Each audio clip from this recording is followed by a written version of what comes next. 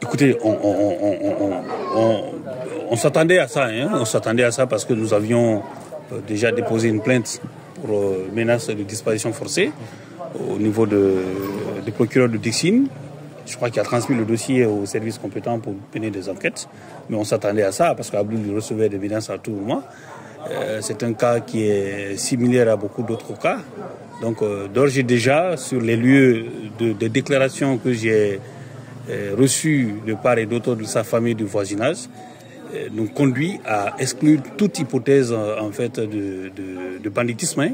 Et c'est clair que ceux qui sont venus l'enlever étaient des personnes qui étaient encagoulées et qui avaient effectivement des tenues en treillis et d'autres avec des armes et plusieurs pick-up. Et ils étaient très nombreux, c'était une dizaine qui étaient venus.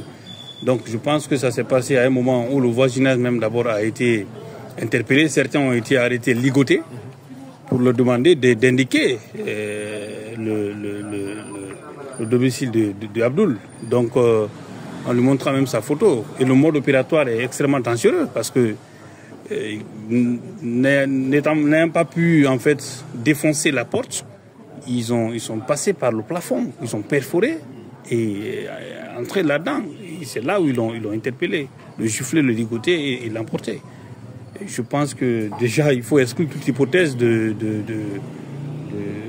banditisme, parce qu'en réalité ce qui s'est passé, c'est on ne peut pas agir comme ça à 4 h du matin. Et voilà, et tout le voisinage, les témoignages recueillis quand même révèlent qu'ils doivent nous dire où se trouve Abdoul. Voilà, c'est ce que nous souhaitons. Et quelle est la démarche qui suivra, la prochaine étape? Alors déjà, moi, dès que j'ai été informé le matin, j'ai appelé immédiatement le procureur de Dixine.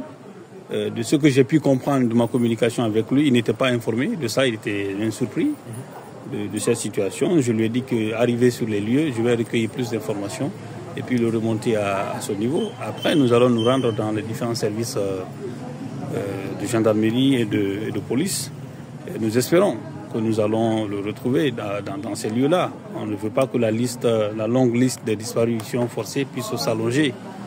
Parce qu'Abdoul n'est pas un bandit, il n'est pas en conflit avec qui que ce soit. Il n'a pas besoin de se cacher, qu'on vient le cueillir.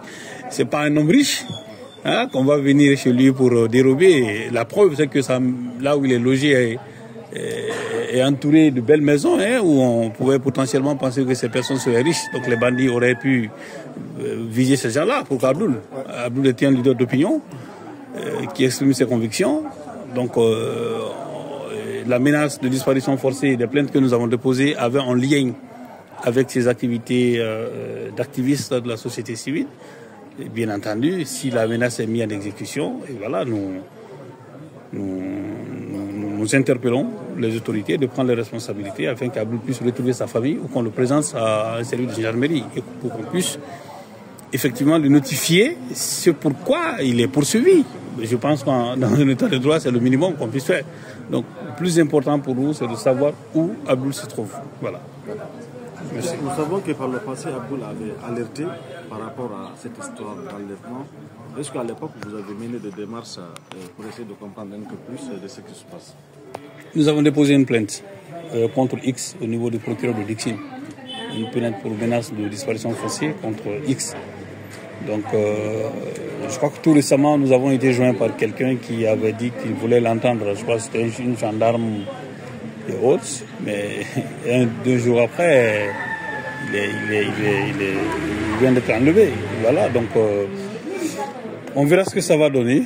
Mais nous souhaitons qu'Abdoul puisse retrouver sa famille ou qu'on le présente à un magistrat compétent. Est-ce que la nuit, parce que ça s'est passé tard la nuit, est-ce que la famille avait pu identifier certaines personnes? Est-ce que c'était des hommes en tenue ou c'est des personnes habillées en civil?